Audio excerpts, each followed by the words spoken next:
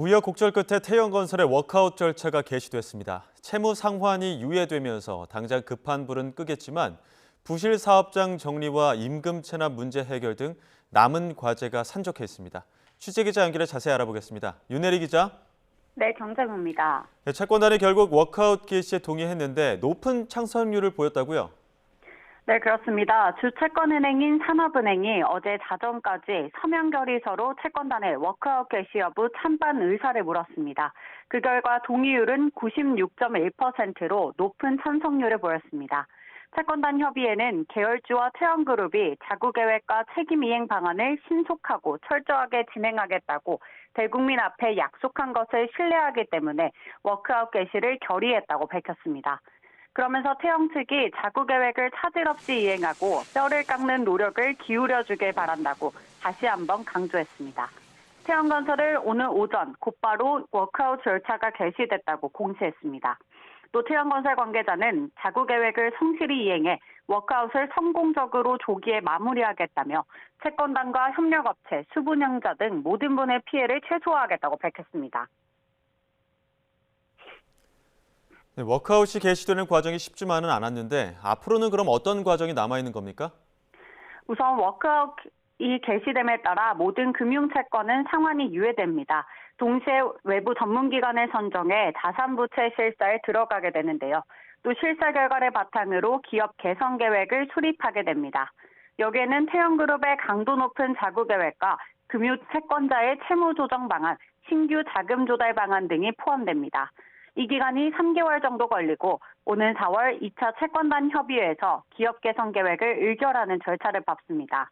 아울러 PF 사업장별로 PF 대주단 협의회를 구성해 태영건설이 현재 참여한 사업장을 어떻게 정리할지 논의도 이뤄지게 되는데요. 분양이 완료됐거나 현재 분양 중인 사업장은 안정적으로 사업이 마무리될 수 있게 하겠다는 게 채권단의 계획입니다.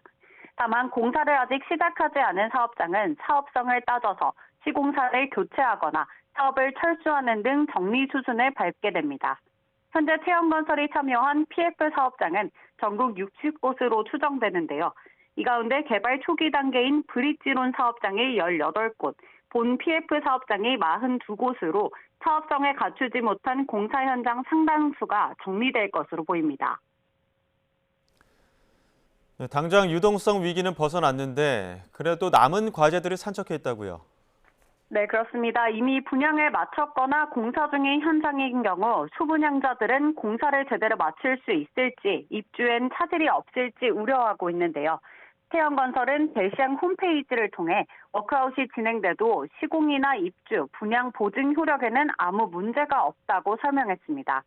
또 분양받은 아파트 공사는 정상적으로 시공될 예정이라며 입주는 차질 없이 진행된다고 강조했습니다.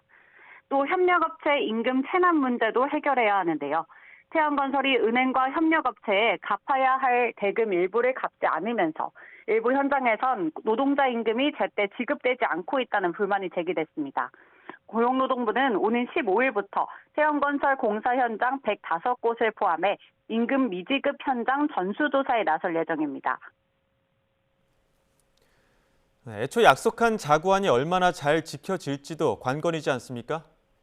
네, 앞서 태영 측은 4가지 자구안을 제시했는데요. 현재 태영 인더스트리 매각 대금 전액을 태영건설에 지원하겠다는 첫 번째 자구안만 지켜졌습니다. 에코비틀 계열사 매각과 블루원, 평택 사이로 지분 담보 제공 등 3가지 자구안이 남은 건데요. 이를 통해 최소 1조 5천억 원 상당의 자금을 조달해야 워크아웃 기간 유동성 문제를 해결할 수 있을 것으로 보입니다.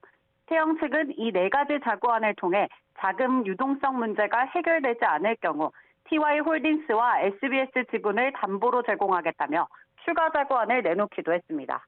채권단은 이런 자구안이 단 하나라도 지켜지지 않거나 대규모 추가 부실이 발견될 경우 워크아웃이 중단될 수 있다고 경고했습니다. 지금까지 경제부에서 전해드렸습니다.